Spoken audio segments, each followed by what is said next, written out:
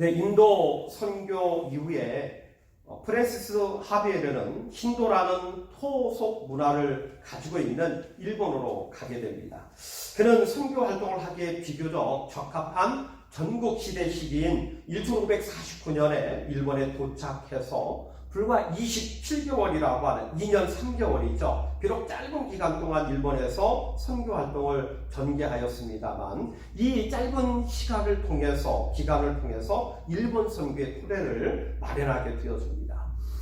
일본 선교에 있어서 특별히 나타난 특징 가운데 하나는 매스 컨버션입니다. 즉 집단 개종이라고 하는 것이 발생을 했다라고 하는 거죠. 이러한 매스 컨버션이 가능했던 것은 영주, 즉 다이묘 한 사람이 개종을 하게 되어지면 그 영지에 속했던 주민들이 함께 개종하게 되어지는 그러한 모습을 통해서 집단 개종이 발생하게 되어진 것입니다. 특히 이 하베르 선교사의 활동을 통해서 기독교인들에 대해서 이 불교 및 신도와 구별해서 포르투갈어로 그리스도인을 뜻하는 기리시단이라고 하는 말이 이 시기를 통해서 이제 불려지게 되어졌습니다. 생성이 되어진 것이죠. 이 하베르가 중국 선교의 꿈을 품고 돌아간 후 특히 이 알렉산드로 발리냐노 선교사에 의해서 일본 이제 이 선교 토착화 정책의 일환으로 적응주의라고 하는 어컴모이제데이션 폴리시라고 하는 선교 정책을 실시해서 놀라운 선교 성과를 가져오게 되어졌습니다. 그의 선교 정책은 첫째, 일본어나 일본 관습을 배우고 선교사들의 위치를 선사들의 기준으로 맞추려는 노력을 경주하는 데 있었고, 둘째, 상류층을 대상으로 먼저 선교 활동을 진행했으며, 셋째는 신학교를 건립해서 사제를 본토 전도회를 양성하는 일을 추진했습니다.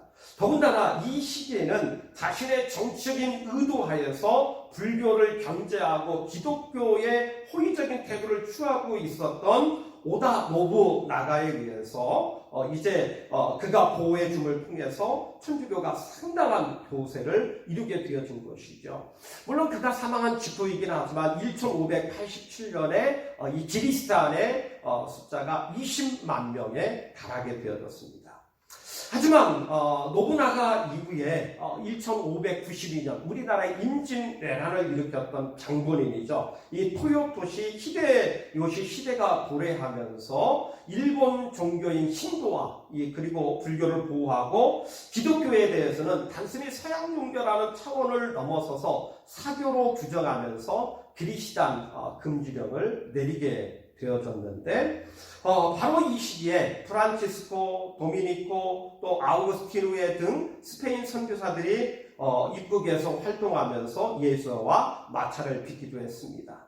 더 나아가 에도 막부 시대를 열었던 도쿠가와 이에야스는 처음에는 기독교에 대해서 묵인을 하다가 또다시 사교로 규정하고 1612년 자기의 직할지였던 마쿠 직할지에 대해서 기독교 금교령을 내리게 되어졌고 점점 확대해서 1914년에는 이제 전국적으로 기리스탄 금지령, 선교사 추방령이 내려진 가운데 1858년 안세이 조약이 체결되고 1865년 천황의 칙령이 떨어지고 그리고 이제 1873년 메이지 유신을 통해서 신앙의 자유를 얻기까지 약 한 250여 년간 기독교는 박해 대상이 되어졌고 일본 정부는 세국 정책을 고수하게 되어졌습니다.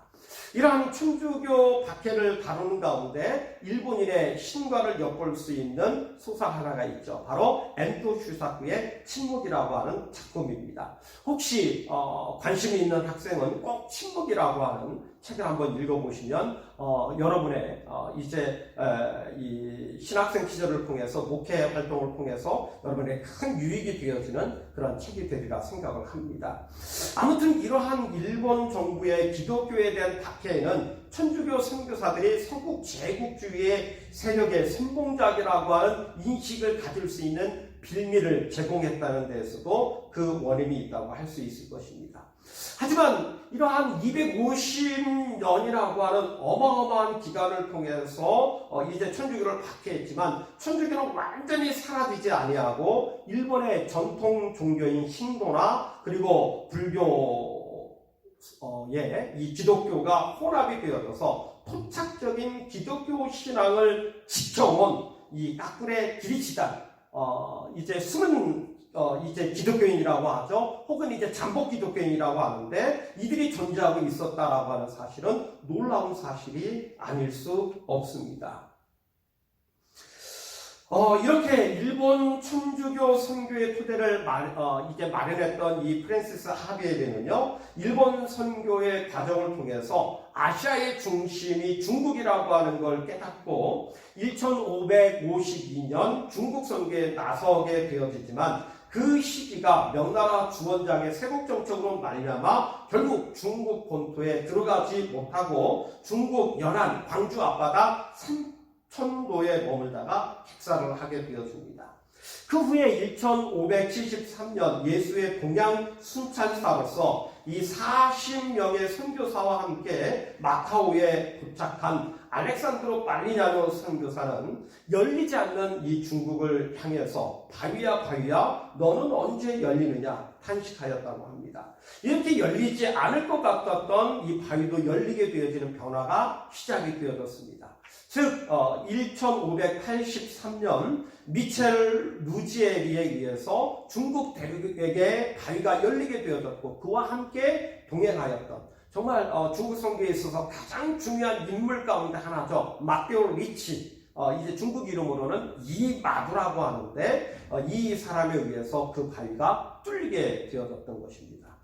이들은 중국 변방인 광동성에 머물면서 광동성 조경에 3층짜리 유럽식 성당을 건축하는 것으로 시작하면서 이제 국경에 들어가기까지 만만비 태도로 일관하면서 철저히 유교, 불교, 도교 등 중국 종교와 문화에 대해서 이제 연구하여 이해하였고 또 여러 가지 선교 활동도 이제 감행을 하게 되었습니다.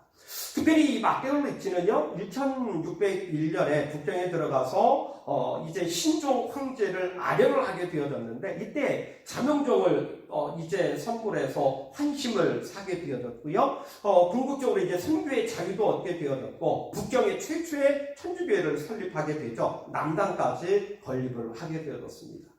그는 수십 권의 저작물들도 남기게 되어졌는데요. 그 가운데 유명한 책이 있죠. 바로 천주시리와 그리고 천주교 중국 전입사 등은 그의 유명한 대표적인 저작물이다. 그렇게 이야기할 수 있죠. 그는 중국 선교를 위해서 적응주의 선교 정책을 쓰게 되어졌는데요. 특히 그의 적응주의 정책 가운데는 경전을 번역하는 작업과 함께 중국 선교를 위해서 유교 전통을 인정해서 천주교와 양립하기 힘든 공자 숭배나 조상 숭배를 수용하게 된 것은 그의 포교 활동에 지대한 영향을 미치게 되어졌습니다. 즉 그는 공자 숭배나 이 조상 숭배에 대해서 중국 종교가 아닌 중국 문화로 이해하자는 그러한 입장을 견지했던 것입니다. 그의 선교의 업적이 너무 큰 나머지 이 명황실에서는 1610년 그가 이제 소천하게 되어졌을 때 북경 근교에 묘지를 마련해 주기도 했습니다. 이후 이제 중국의 천주교 붐이 일어나게 되어지면서 거기에 반발해서 반기독교 운동인 교환이 야기가 되어졌는데요. 그 가운데에서도 1616년 발생한 남경교환이 유명합니다. 이 교환은 불교와 천주교의 싸움이었는데 이 싸움으로 말미암아 천주교가 엄청난 순환을 당했습니다. 남경교환 이후 명나라는 부군이 기울면서 명황실은 이제 선교사를 교황에 보내는 등 교황청의 도움을 구했지만 도움을 받기 전에 이미 명나라는 멸망하게 되어졌습니다. 한편 명말기죠. 1630년대인데요. 바로 도미니크 선교회, 프란치스코 선교회, 아우구스티누스 선교회 를 통해서 선교사들을 파송했습니다만 궁극적으로 이 명나라 시대 속에서는 예수의 선교회가 주도권을 빼앗기지 않았습니다. 그런 가운데 이 명나라가 멸망한 후 만주족이 세운 청나라 시기에 마테오 루치를 이은 위대한 예수의 선교사 또 한 사람이 등장을 하게 되어지죠. 바로 독일인이었던 요한 아담 샤이라고 하는 선교사가 맹활약을 하게 되어집니다. 명 말기부터 활동하였던 그는 외국인을 질시하는 이 총대에 접어들어서도 중국에 머물 수 있도록 허락을 받았고, 총대를 통해서 그의 서양 과학기술의 우수성을 드러내게 됩니다. 어떤 면에서는 선교사가 아니라 과학자로서 그의 업적이 대단하다고도 할 수 있습니다.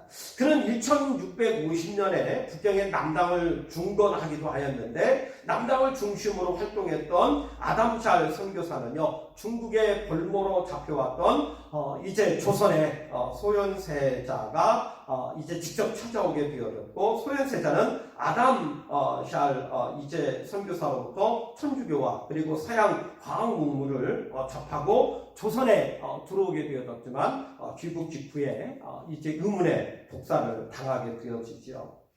어쨌든 1666년 이 아담샬 선교사가 사망하자 청황실에서는 바로 국경 한복판에 그의 장직을 하사하게 되어졌습니다. 이러한 청대에는 도미니크 선교회, 그리고 프란치스코 선교회, 그리고 아우구스티누스 선교회, 이제 이러한 선교회에서 선교사들이 상당히 활발하게 활동을 했는데, 이들은 예수의 선교회, 예수회라고 하는 이 선교회 선교사들과 달리 명대 말기인 1634년부터 조상숭배와 더불어서 이 창조주에 대한 칭호, 이 창조주에 대한 칭호를 이제 상제라고 하는 그러한 칭호로 이제 사용하게 되어졌는데, 이러한 상제라고 하는 칭호는 기독교의 절대신을 표현할 수 없는 호칭이다라고 이제 해서 정말 이제 전례 논쟁이라고 하는 라이트 컨트로버시를 일으키게 되어졌습니다. 그래서 이들의 제소로 말미암아 로마 교황청에서는 종교 재판이 벌어지게 됐고, 그리고 예수회의 조상 이제 숭배와 그리고 창조주에 대한 이 상제 칭호에 대해서 불법화했습니다. 그러자 청황제 강희제는 이러한 천주교를 받아들이지 않았죠. 그리하여 1720년에는 예수의 외에 도미니크 선교회, 그리고 프란치스코 선교회, 그리고 아우구스티누스 선교회 등 다른 선교회 선교사들을 추방했고 선교 활동을 더 이상 허락하지 않았습니다. 그리하여 1842년 남경조약 체결로 중국이 서방에 개방될 때까지 천주교는 100년 동안 이 청나라 시대를 통해 선교 박해를 견뎌야만 했습니다. 그런 가운데 1742년 이 교황 베네딕트 14세는 더 이상의 전례 논쟁에 종지부를 찍게 되어졌죠. 그래서 이 상제나 천, 하늘의 사용 금지, 그리고 조상제사에 대해서 금지하고, 또 공자 숭배에 대해서도 금지하고, 이제 이 신주를 사용하는 것을 금지하여서 이런 전례 논쟁에 종지부를 찍게 되어졌고, 특별히 이 교황이었던 클레멘트 14세는 1773년에 이제 교서를 발표해서 천주교의 이 세계 선교에 기여를 했던 예수회를 해산을 하게 되어졌습니다. 훗날 조선에 들어온 천주교는요, 바로 조상 제사가 불법화된 이후에 이제 이 박해를 이제 당하는 가운데서도 활동했던, 그 시기를 통해서 활동했던 이제 도미니크, 그리고 프란치스코, 아우구스티누스 선교의 영향을 받아서 어쨌든 이 조상 숭배에 대해서 이제 거부했던, 금지했던 이런 선교회의 영향을 받아서 이 조선의 이 천주교가 창설이 되어졌기 때문에 이 한국 천주교회는 이 창설 직후부터 조상 제사를 거부하게 되어졌고, 또 이러한 것이 이제 유교가 이 국가의 통치 이념이자 국가 종교로서 자림했던 조선 사회에서 사교로 규정되어지는 데 있어서 그 큰 빌미와 원인을 제공했다, 그렇게 이야기해 볼 수 있습니다.